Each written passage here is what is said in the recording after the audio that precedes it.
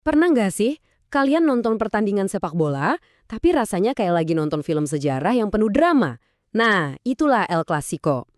Hari ini, kita bakal bedah tuntas salah satu perseteruan paling panas di dunia olahraga, antara FC Barcelona dan Real Madrid. Ini bukan cuma soal bola, tapi juga soal politik, identitas, dan gairah yang jauh melampaui 90 menit di lapangan. Oke, kita mulai dari yang paling baru dulu ya. Final Piala Super Spanyol 2026 kemarin, wah itu bener-bener gila. Barcelona akhirnya keluar sebagai juara setelah ngalahin Real Madrid 3-2 di pertandingan yang bikin kita semua nahan napas sampai menit terakhir. Kemenangan itu bukan cuma kemenangan biasa. Itu adalah trofi Piala Super Spanyol mereka yang ke-16.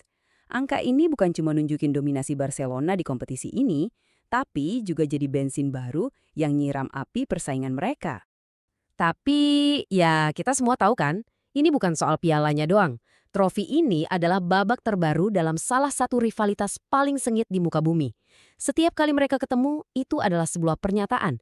Dan yang kemarin, rasanya penting banget. Nah, ini nih yang jadi pertanyaan utamanya. Kok bisa sih satu pertandingan sepak bola punya makna sedalam ini? Apa sih yang bikin persaingan dua klub ini jadi begitu personal buat jutaan orang di seluruh dunia? Secara harfiah sih gampang ya. El Clasico itu ya sebutan buat setiap laga antara dua raksasa Spanyol ini.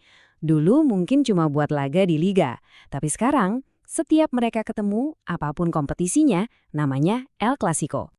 Dan kunci untuk ngebongkar semua ini ada di sini, Mes Keyun Club. Tiga kata dalam bahasa Katalan yang jadi motonya Barcelona. Ini bukan cuma slogan buat jualan jersey, ini adalah jantung dari identitas mereka, dan bisa dibilang ini adalah sumbu dari keseluruhan perseteruan ini. Ini contoh paling pas. Buat banyak orang di wilayah Catalonia, seragam Blaugrana itu bukan sekedar baju bola. Warna biru dan merah itu adalah lambang budaya mereka, bahasa mereka, identitas mereka. Jadi, ini bukan lagi seragam, ini udah kayak bendera. Oke, sekarang kita harus mundur sedikit ke belakang. Soalnya, untuk benar-benar ngerti kenapa rivalitas ini begitu dalam, kita harus lihat sejarah kelam yang mengubah lapangan hijau jadi semacam medan pertempuran politik. Lini masa ini penting banget. Selama puluhan tahun di bawah kediktatoran Jenderal Franco, Spanyol itu dipaksa untuk jadi satu. Semua harus sama. Identitas daerah, terutama budaya dan bahasa Katalan yang kuat banget, itu ditekan habis-habisan. Nah, di zaman itulah, stadion jadi salah satu dari sedikit tempat di mana orang Katalan bisa nunjukin identitas mereka. Sepak bola jadi perlawanan simbolis. Disinilah perbedaannya jadi jelas banget. Barcelona dilihat sebagai simbol perlawanan orang Katalan, suara bagi mereka yang budayanya coba dihilangkan. Sementara itu Real Madrid, klub dari ibu kota ya mau nggak mau, jadi diasosiasikan dengan rezim, dengan pemerintah pusat dengan gagasan Spanyol yang satu. Dan ini bukan cuma soal simbol-simbolan loh, ada bukti nyatanya. Rezim Franco itu sampai maksa Barcelona ganti nama. Dari yang aslinya Football Club Barcelona, dipaksa jadi Club de Football Barcelona, biar lebih kedengeran Spanyol. Ini serangan langsung ke jiwa klub itu sendiri. Dan pastinya, ketegangan politik sebesar ini nggak mungkin cuma diem di luar lapangan. Panasnya itu nyambar ke dalam dan melahirkan beberapa insiden paling kontroversial, paling dramatis, dan paling nggak terlupakan dalam sejarah olahraga.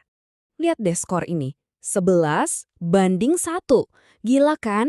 Gimana bisa dua tim sekelas mereka skornya jomplang kayak gitu?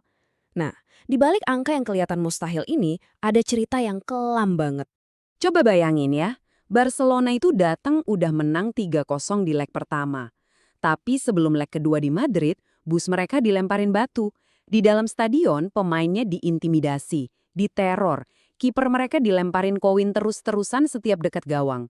Salah satu pemain bahkan bilang, kami sama sekali tidak bermain. Jadi itu bukan lagi pertandingan sepak bola, itu unjuk kekuatan. Terus ada lagi nih kasus Alfredo Di Stefano. Ini ceritanya drama banget. Barcelona udah yakin banget dapat pemain terbaik dunia saat itu, tapi setelah proses yang super aneh dan kontroversial, yang katanya ada campur tangan dari pemerintah, Di Stefano malah berakhir di Real Madrid. Dan dia yang kemudian membawa Madrid juara Eropa 5 kali berturut-turut, sejarah bisa jadi beda banget kalau transfer ini nggak terjadi. Kita lompat ke era yang lebih modern. Dan di sini kita nemuin apa yang disebut pengkhianatan terbesar. Luis Figo. Kapten, pahlawan, idola Camp Nou. Dia ngomong kayak gitu buat nenangin fans. Beberapa minggu kemudian, Dia beneran pindah, nyebrang langsung ke rival abadi, Real Madrid. Kemarahan fans pas Figo balik ke Camp Nou itu benar-benar luar biasa. Puncaknya, ya momen ini, yang sekarang jadi salah satu foto paling ikonik di dunia olahraga. Sebuah kepala babi dilempar ke arahnya dari tribun. Simbol yang sempurna buat nunjukin rasa sakit hati dan pengkhianatan yang dirasain fans. Jadi setelah lebih dari 1 abad penuh konflik, drama dan sejarah yang bikin geleng-geleng kepala, gimana sih posisi rivalitas epik ini sekarang? Ini nih yang bikin merinding. Lihat datanya. Setelah 263 pertandingan resmi, selisih kemenangan mereka cuma 1. Kebayang nggak sih ketatnya kayak apa? Ini bukti kalau pertarungan mereka dari generasi ke generasi itu seimbang banget. Setiap pertandingan bener-bener berarti. Dan kalau kita lihat total trofi, ceritanya sama aja. Tipis banget. Real Madrid emang unggul dikit, tapi Barcelona ngejar terus, nggak pernah ngasih napas. Perebutan status siapa yang terbaik itu benar-benar nggak ada habisnya. Nah, inilah kenapa kemenangan 3-2 kemarin itu jadi penting banget. Ini bukan cuma soal nambah 1 piala di lemari. Dengan semua sejarah yang ada di balik setiap tackle dan setiap gol, kemenangan itu jadi sebuah pernyataan kebanggaan. Sebuah babak baru yang efeknya terasa jauh lebih besar dari sekedar papan skor. Dan ini ninggalin kita sama satu pertanyaan besar.